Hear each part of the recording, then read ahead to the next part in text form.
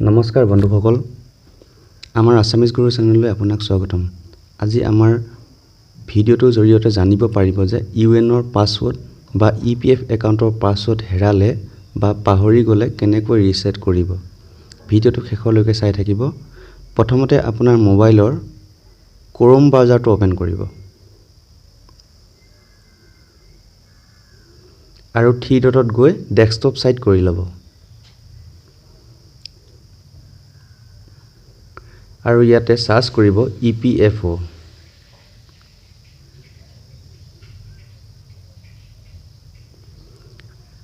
তাৰ পাছত আপুনি এনেকুৱা এটা ইন্টাৰফেস দেখিব আৰু ইয়াতে UANত ক্লিক কৰিব।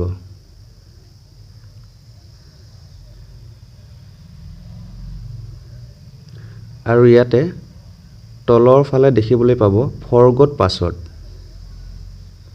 ইয়াতে ক্লিক কৰিব। আৰু ইয়াত দেখিব ইয়াতে ওপৰত আপোনাৰ UAN নম্বৰটো দিব।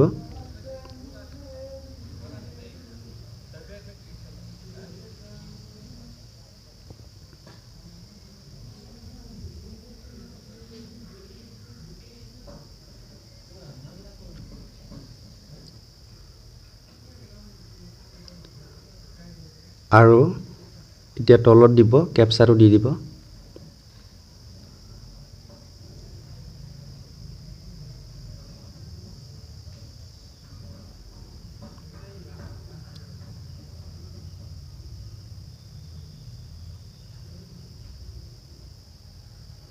তাৰ পাছত সাবমিট কৰিব।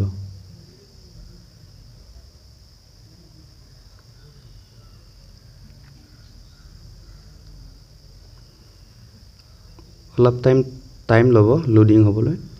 তাৰ পাছত আপোনাৰ মোবাইল নম্বৰটো যিটো নম্বৰ ৰেজিষ্টাৰ আছে সেই নম্বৰটো ইয়াতে দেখাব আৰু আপুনি এটা OTP আহিব। আপুনি ইয়েছ কৰি দিব।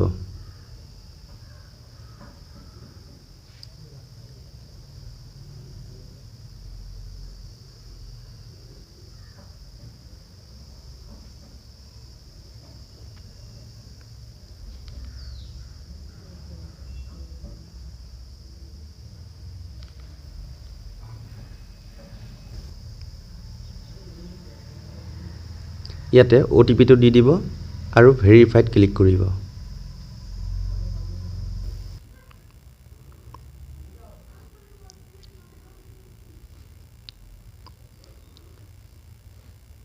অলপ টাইম ল'ব, লোডিং হৈ আছে।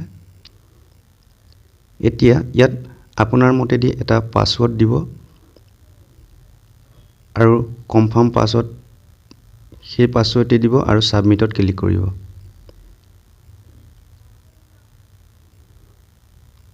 এতিয়া ইয়াতে দেখিছে